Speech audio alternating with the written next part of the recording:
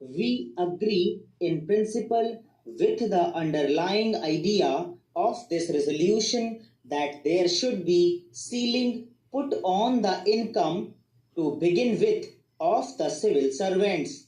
This class of civil servants has been created by the erstwhile rulers of India, the British imperialists. They have created this class as slave drivers, jobbers, and mysteries of this great industrial concern that they were running the government of India.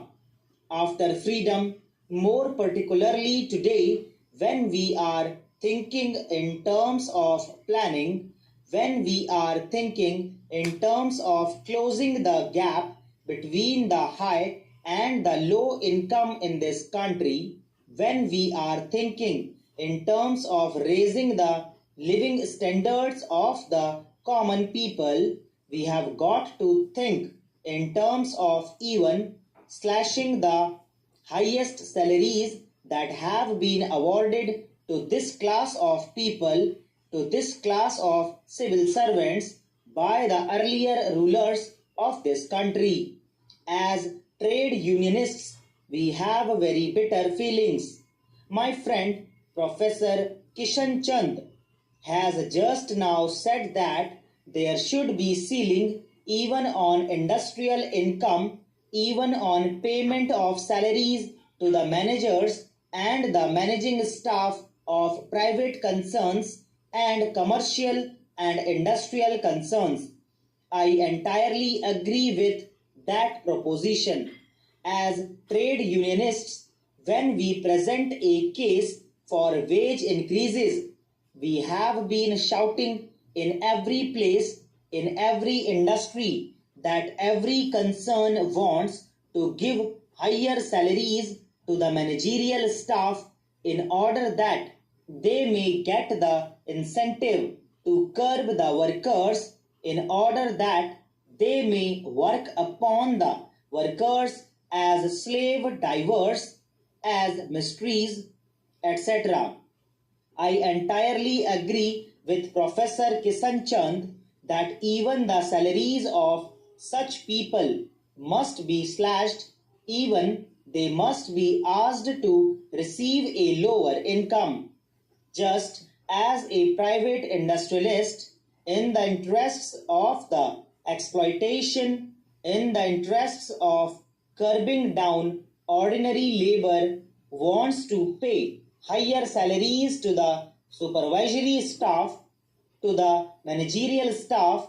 Similarly, the government of India, the earlier government of India, the British government was paying a higher salary to this type of managerial staff of this slave concern.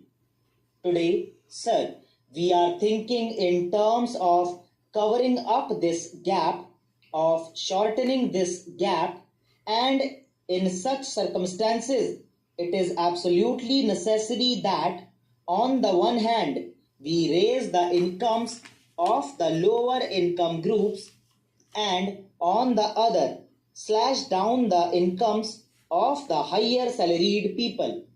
I entirely agree with the proposition that the higher salaried people also may be given social amenities like housing, health services, and so on, but these should be included in their total emoluments, which must not be so high. When the posts and telegraphs employees, when the railway employees, when the government of India employees ask for a new pay commission to be appointed, as the earlier commission was appointed at a period when the salary structure of the country was not certain, when the government itself was not in our hands, but now the production has increased, that the economy of the country is going up in a particular direction. The leadership of the country wants to take the country in a particular direction, you do not agree. When the posts and telegraphs employees, the railway employees, the non-gazetted employees ask for an increase in their salaries, you come out saying that their salaries will not be increased unless they increase further the output and production. In this case, you want to link up production with salary when we are telling you that there is no incentive to the railway employees, to the posts and telegraphs employees, to the non-gazetted employees.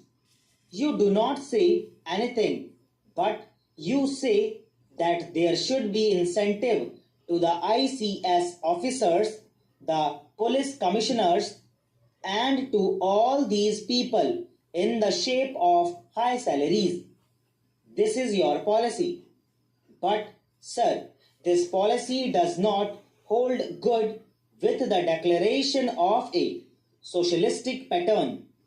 In the international organizations, in the ILO, and in other places, you say that there should be equal pay for equal work, but certain categories get a very high salary while certain others who may not be counted as civil servants, who may not be counted as the collectors, but who put in exactly the same amount or even more of work are not paid the same amount. For example, the collector is paid a certain amount, but what about the civil surgeon? Is not the civil surgeon equally responsible? Is he not the district medical authority? Even then, look at the disparity between the salaries of the civil surgeon and the collector. This sort of disproportion is there even in the higher services.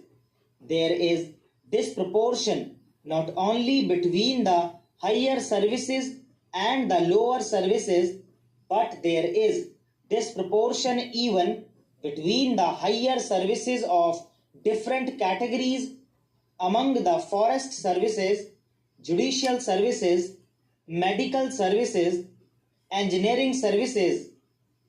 In all these cases, there is this type of disparity.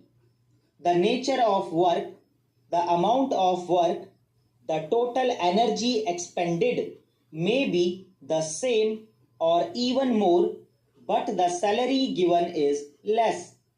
Therefore, sir, there is absolute justification that the whole thing should be investigated, the whole thing should be gone into, and a new salary structure must come which will definitely bring down this gap.